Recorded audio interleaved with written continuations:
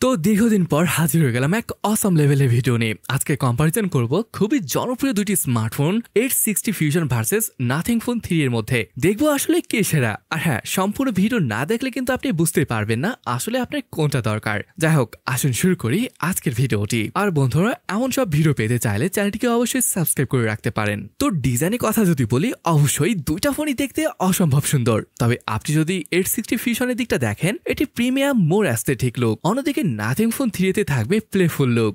আমি Motorola 860 ফিউশনকে feel এবং লুকসকে premium বলছি, কারণটা হলো এখানে ভেগান লেদার টেক্সচার এবং অল কার্ভ ডিজাইন দেওয়া হয়েছে। এটার ফ্রন্টে রয়েছে Corning gorilla glass 7i protection, যেখানে নাথিং এ রয়েছে পান্ডা গ্লাসের প্রোটেকশন। এক্ষেত্রে অবশ্যই মোটরোলা এগিয়ে থাকবে। তবে নাথিং এর বক্সি ডিজাইন এবং গ্লিপ ইন্টারফেস ফোনটিকে এক অন্য লেভেলে নিয়ে গেছে। তবে সব থেকে ভালো লেগেছে যে ব্যাপারটা, এখানে ভাই IP68/IP69 উভয় রেটিং এ পাচ্ছে, যেখানে নাথিং এর এগুলো কিছুই পাচ্ছেন না। তবে হ্যাঁ, IP64 এর রেটিংটা থাকবে। এবার যদি ইনহার্ড ফিলের কথা বলেন, এক্ষেত্রে আমার মনে হয় মোটরোলা এগিয়ে থাকবে। কারণটা একে তো এটা অল কার্ভ ফোন, যার থিকনেস 7.9 মিলিমিটার এবং নাথিং এ 8.35 মিলিমিটার থিকনেস, আর এটা বক্সি ডিজাইন। গাইস, এদের ওয়েট এখানে দেখতেই পাচ্ছেন। অবশ্য নাথিং এর ওজন একটু বেশি হওয়ার কারণটা হয়তো এটার ব্যাক প্যানেলে গ্লাস ব্যবহার করা হয়েছে এই জন্য। দুইটাতেই USB টাইপ 2.0 রয়েছে। তবে নাথিং এ রয়েছে কিন্তু স্পেশাল বাটন, যেটা এসেনশিয়াল কি নাম দিয়েছে তারা। ওভারঅল যদি চিন্তা করেন, 860 ফিউশন অনেকখানি এগিয়ে থাকবে। এখানে ভালো গ্লাস প্রোটেকশনে পাচ্ছেন, থাকবে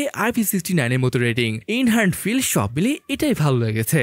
ওকে, আর মজাদার পার্ট এদের ডিসপ্লে নিয়ে বলি। দেখি এখানে কে এগিয়ে থাকে। মোটরোলা 850 ফিউশনে পাচ্ছেন 120 হার্জের রিফ্রেশ রেট এবং অলরাউন্ড কার্ভ ডিসপ্লে। অনেকের কাছে কার্ভ ডিসপ্লে ভালো লাগে না, তবে এটা দেখতে কিন্তু অসাধারণ লাগে। যাই হোক, এখানে পাচ্ছেন 6.7 ইঞ্চের 1.5K রেজলিউশন যুক্ত POLED সুপার এইচডি ডিসপ্লে। অন্যদিকে নাথিং এ রয়েছে 6.77 ইঞ্চের full HD plus AMOLED panel. অবশ্যই এখানে 120 হার্জের ফাস্ট রিফ্রেশ রেট থাকবে। এখন এই দুইটা ফোনের মধ্যে পার্থক্যটা যদি দেখেন, মোটরোলায় পাচ্ছে হাই রেজলিউশন এবং কার্ভ ডিসপ্লে, অর্থাৎ পার্থক্য একটাই, 1.5K প্লাস রেজলিউশন, আর নাথিং এ ফুল এইচডি প্লাস। আউটডোরের দুটা ডিসপ্লে থেকে ভিজিবিলিটি ভালো পাওয়া যাচ্ছিল। দুইটারই হাই ব্রাইটনেস প্রায় সেম। তবে এইচডিআর পিক ব্রাইটনেসে মোটরোলা অনেকটাই এগিয়ে থাকবে, অর্থাৎ নাথিং এ 3000 নিটস এবং মোটরোলা 4500 নিটস। আর এখানে সাইড বাই সাইড দেখতেই পাচ্ছেন, নাথিং থেকে মোটরোলার এইচডিআর ভিডিও অনেক বেশি বেটার। আরেকটা ব্যাপার, এখানে কিন্তু দুইটা ফোনেই নেটফ্লিক্সে এইচডিআর ভিডিও দেখতে পারবেন না। দুইটা ফোনেরই হ্যাপটিক ফিডব্যাক ভালো লাগবে, যদিও নাথিং এ এক্ষেত্রে কিছুটা বেটার ফিল দেবে। দুইটা ফোনেরই সাউন্ড কোয়ালিটি ভালো, তবে এখানেও নাথিং কিছুটা এগিয়ে থাকবে, কারণ এটা মোটরোলা থেকে বেশ লাউড।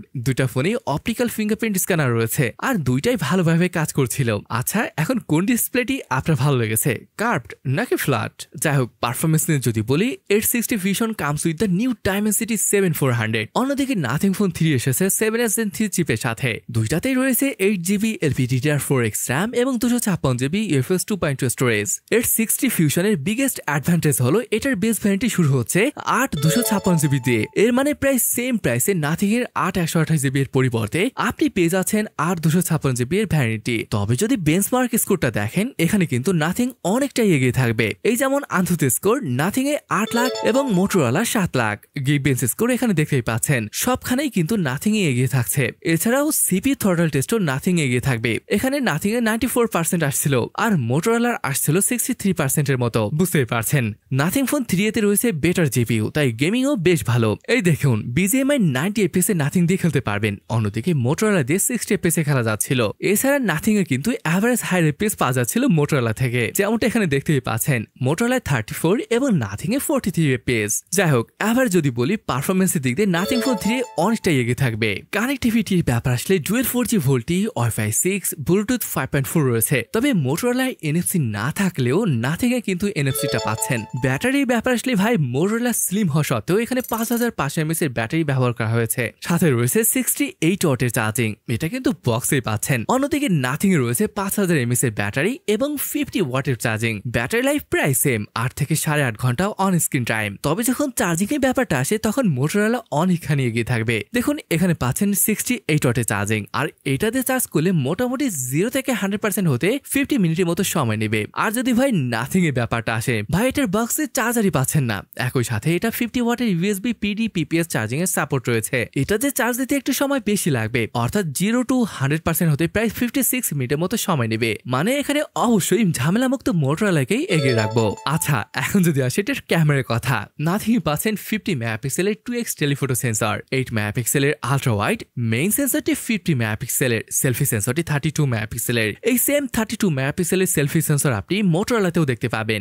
রেয়ারে আসলে 50 মেগাপিক্সেলের মেইন, 13 মেগাপিক্সেলের আলট্রা ওয়াইড এবং একটি অ্যাম্বিয়েন্ট সেন্সর। এর মানে এখানে কোনো টেলিফোটো সেন্সর থাকছে না। মোটরোলা এটা অবশ্যই থাকা উচিত ছিল। ভিডিওগ্রাফি নিয়ে বলে দুইটা দিয়ে আপনি 4K 30fps শুট করতে পারবেন রেয়ার ক্যামেরা দিয়ে। তবে সেলফি ভিডিও নাথিং শুধু ফুল এইচডি থাকলেও এখানে মোটরোলা 4K 30fps শুট করতে পারছেন, মানে মোটরোলা থেকে অনেক বেশি অ্যাডভান্টেজ পেয়ে যাচ্ছেন। আর যদি ফটো কোয়ালিটির কথা বলি, এটা রেয়ার 50 মেগাপিক্সেলের ফটো এখানে দেখতেই পাচ্ছেন। যদি এটা জুম করা হয় দেখবেন মোটরোলার কিছুটা ডিটেল ধরে রাখতে পেরেছে। অন্যদিকে পোর্ট্রেট শটে মোটরোলার নর্মাল ফটোতে যে স্ক্রিন টোন থাকে ওই সেম স্ক্রিন টোন কিন্তু ধরে রাখতে পারেনি। এছাড়া bouquet effect, ads cut out এক্ষেত্রে নাথিং ভালো কাজ করেছে। তবে কালারের ব্যাপার আসলে মোটরোলাতে কিন্তু ন্যাচারাল কালার আসছিল, কারণ এখানে প্যান্টন ভ্যালিডেট ক্যামেরা থাকছে, তাই কালার অনেক ন্যাচারাল আসে।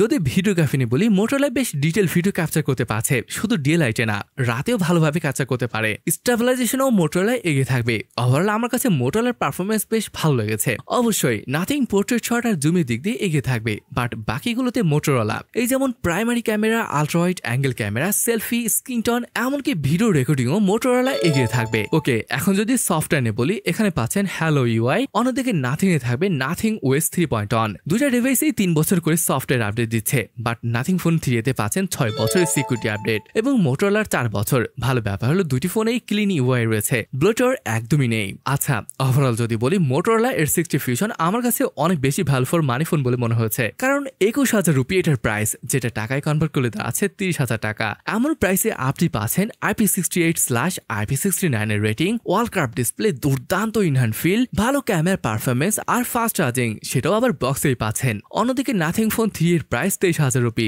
যেটা কনভার্ট করলে 32,500 টাকা পড়ে। এটা চিপসেট ভালো হয়, পারফরমেন্স অবশ্যই মোটরোলা থেকে ভালো পাওয়া যাবে, আর সফটওয়্যার এক্সপিরিয়েন্সও কিন্তু অনেক ভালো পাওয়া যাবে। তো এই ছিল আজকের ভিডিওটি। আপনার কাছে কোন ফোনটি ভালো লাগলো সেটা কমেন্ট করে অবশ্যই জানাবেন। তাহলে আজকের ভিডিওটি এখানে শেষ করছি, দেখা হবে পরের কোনো অসম ভিডিওতে। ততক্ষণ পর্যন্ত ভালো থাকুন, আল্লাহ হাফেজ।